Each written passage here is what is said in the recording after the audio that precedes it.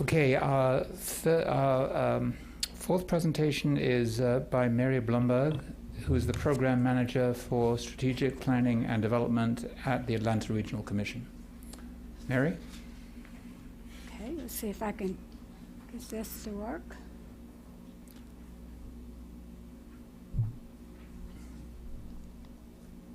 See, I'm not seeing my slide presentation.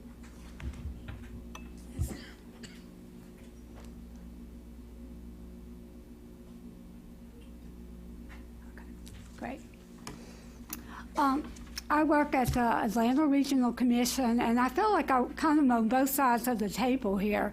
We're both a metropolitan planning organization, so we're responsible for all the transportation planning, but we're also an area agency on aging, so we're very much into serving people, direct services, getting transportation to people. So listening this morning, I could relate to both sides of the story. Certainly have had experience in both of those. Just within our area agency on aging, we have our hands in a lot of different pots of funding. We have the traditional Title III, which is Older Americans Act funding, which we contract out. We subcontract out with many different providers. We also are doing 5310 transportation, which we put out for bid, and we've got many different providers for that who fill in gaps in transportation, mostly voucher programs and volunteer programs. We have some traditional fleets. I would say it's almost exclusively demand response. Have a little bit of flex route and fixed route on that. And then our most, I guess, on the grounds experience we have is for the past year we've been administering the coordinated transportation program for one county in our 10-county region. And that has been truly our biggest learning experience because we have multiple funding streams coming in to that program, and all of them have different data requirements, different things that they have for eligibility. And it's very, very hard to collect data and compare apples to apples when you've got multiple funding streams like that. I want to talk about our bridge to consumers because, as I mentioned, that's just some of the programs we administer. But it's so important that people know about how to find your services because you can have the best programs in the world, and if you don't have a bridge to the consumer, it really does very little good. This grant was through the Veterans Transportation and Community Living Initiative, and it's called simplygetthere.org. And it's just been a great, great option for us in our region. It's a trip discovery tool that we designed. Of course, it's online, and it's for anybody. It works a lot like kayak.com, but the difference between that and kayak is that we have options for people that need specialized services. For instance, if you are a veteran or you're an older adult and you need access to some of the programs that are specialized, it's going to pull that for you. We pull from two different databases that are constantly updated. One is called ESB, which is our area agency database, which has not only transportation providers, but all kinds of long-term care supports and services providers in there. I will say that transportation by far is the largest amount of providers we have in there. And then the AtlantaTransit.org. It's responsive design for use with tablets, smartphones, and computers. And again, it's just for the Atlanta region. Currently, it does not, well, let me just show you a little bit how it works. It's 4 easy steps. Step 1 is you just plan your trip. You select your origin and destination. Then step 2 is you're going to, if you choose this option, you don't have to, but if you say you're interested in specialized services, it has a series of questions that I ask, about 7 questions: your age, or you're a veteran, do you need wheelchair accessibility, those type of questions. And then step 3 is you're gonna review all your different options, and the consumer gets to choose on what's most important to them. They can choose the different modes, like, yes, I can walk up to a half a mile, I'm interested in bus and train, or I'm interested in vehicle for hire. And then they can select the actual travel plan based on what they want, whether it's by the cost. It's going to give you an estimate of how much it's going to cost you out of pocket, or on the time of arrival or length of travel, those type of things. So it's really a very simple tool that we're pretty excited about. Through another grant that we're working on currently, which is the FTA Mobility Services for All Americans, we are in phase 2 of this. And in this phase 2, we're actually designing for the system the specifications so that we can move to centralized eligibility, booking, scheduling, and eventually we want to actually get to dispatching and payment. We hope to make this design open source software so that it's not proprietarial and that we can share it with everyone. So again, we're in the early stages of designing the specifications. Our next step will be to identify funding so we can actually build it out. What data are we collecting now? I know that's an emphasis of this presentation today. And I just wanted to share a little bit. This is just a little bit of flavor for our 5310 program, what we're collecting. You can see the greatest amount is for what we classify as personal trips, and those are those quality of life trips we've been talking about all morning. It can be to the grocery, to the pharmacy, to a senior center. Things that, especially for seniors, keep them from being isolated and lead to poor health outcomes. As I said, these are mostly voucher programs, although Atlanta region has about 4.5 million people. There's only 3 counties that are covered by our large MARTA train system, bus system, and so a lot of the outlying counties have big gaps in service, and they really are operating. They may have a county-based provider who provides trips for human services, or some private smaller companies. So we have both the voucher, where it can be family and friends. We have volunteer programs that are able to provide transportation at a great savings, and then, of course, the fixed route shuttles. We've looked at our costs really in greater detail this first year. And for across the region, the average trip length is 12 miles. The cost is $21 a trip. And this is important if you're thinking about trying to sell others on the benefits of this program, is how do we compare to the other providers that are out there? We know that our MARTA paratransit is at $49.33 a one-way trip. So that's the costliest. If you compare it to a taxi on average for a 12-mile trip, it's still going to be more expensive at $26.25.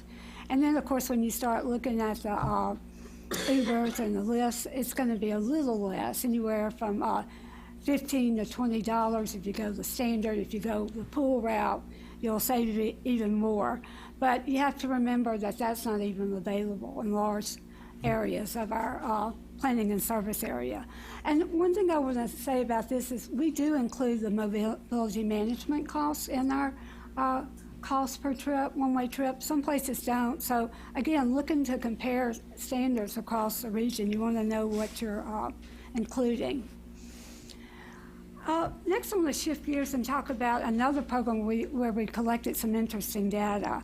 It was our Community-Based Care Transitions Program.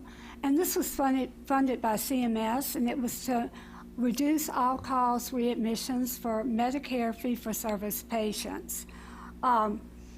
It had really multiple components to this intervention. One of the main components were the community health work coaches who followed the patient for 30 days post-discharge from a hospital. And they helped them with self-management skills, recognizing the warning signs of the disease so they could get help quickly, those type of things. But we added, and we were one of the first ones funded, and we were allowed to design things that weren't evidence-based and include that. So we being the Area Agency on Aging, felt it was so important to try to address some of those social determinants of health, things that we knew from being a community-based provider weren't medical and were critical to health. So we added 3 services, and that was home-delivered meals, homemaker services and transportation, and CMS did reimburse us for that. And keep in mind, this was, only for 30 days. So I wish we would have been thinking about data when we designed this in the beginning, because we might have had some clearer research questions or collected things in a different way. But just from observational data, because this program is now ended, it ended into January of this year, we've been able to just observe some very interesting findings. Looking at this period of time, we served 8,400 people. You can see only 6%, that 464 were enrolled in transportation. But when you look at the readmission rate compared to the ones who didn't get it, that's that top row, we started out at 19.4. So the intervention helped everyone. We brought it down to 15%, which is a standard intervention. But when we added transportation, it more than doubled. The readmission rate was reduced to 7%. I can't say it's only transportation. Those people probably got meals and other things, but very, very interesting observation. And then Medicare has a very specific way of calculating costs for this project. It was, they could calculate looking at 19.4% being the average for our hospitals we work for, and then what was the readmission rate with the intervention. So and then they have an average of $10,000 is the cost to Medicare for every readmission. So you can see those enrolled without transportation services, it was 236,544. And then for those that got transportation services, we had a much greater savings, almost 400, even though it was a much smaller number of people because of that reduced readmission rate. So very exciting findings there. Another thing that was very important to Medicare and that's been linked to increased readmissions is having that follow-up appointment with your physician within 14 days of discharge. And again, we saw it, that's a very tough nut to crack for a lot of reasons, but we saw a 7% increase in success in getting people back to the doctor if they opted for that transportation service. Moving on to what we think are some real opportunities here. I think the more funding flexibility we can get at the local level, the more room there's going to be for innovation. We need to re-examine some of the outmoded rules in today's world.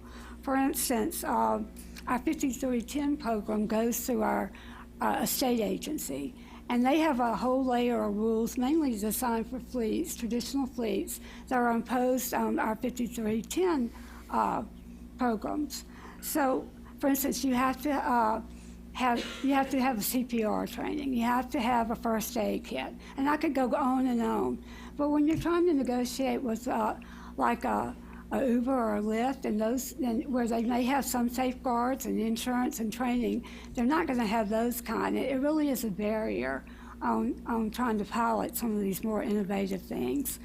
Another thing is that we have worked through a previous grant on working with dialysis centers and trying to make sure that they had transportation for their patients. Why can't dialysis centers pay for transportation for their patients? They're the biggest benefactor of them having reliable transportation, yet they're banned from being able to pay that. We can't even approach them with the value of us providing those services and then reimbursing us. So those are just a couple examples. We'd love to see programs designed at the onset with that research question in mind, knowing what we're trying to capture. And we would recommend that you consider testing a multi-funding data pilot. Programs like ours that are getting multiple data sources, coming up with a common research question, and what data should we collect across all of those so that we could be able to really get some good on-the-ground data to see what we're doing. And then, of course, we want to improve our provider capacity. We're finding, I think people today have done a great job of naming some of the barriers. If we got several $1 million more in funding for transportation, we're not sure our current network could absorb it and deploy it as fast as people would need it.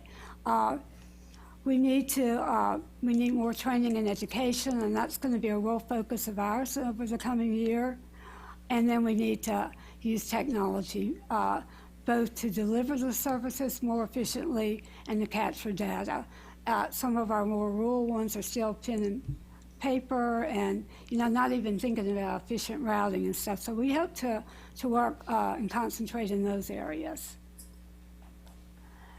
And then what's next for us is that we are, we talked about Simply Get There being a bridge. The other big bridge we have for our area agency is for the consumer is our Aging and Disability Resource Center, which is a call-in center where consumers can call in. Not everybody's, on the web, and trained counselors can help them find transportation. It's really crucial because they don't even know where to start. Well, the third thing we see that we really need is travel training, not just directly for the consumers, but for the healthcare providers, for the social workers, for the caseworkers. So we have started to go around the region. We've devoted some funds to this to train directly to consumers, not just healthcare, but educational, all kinds of people. But we want to concentrate on healthcare next.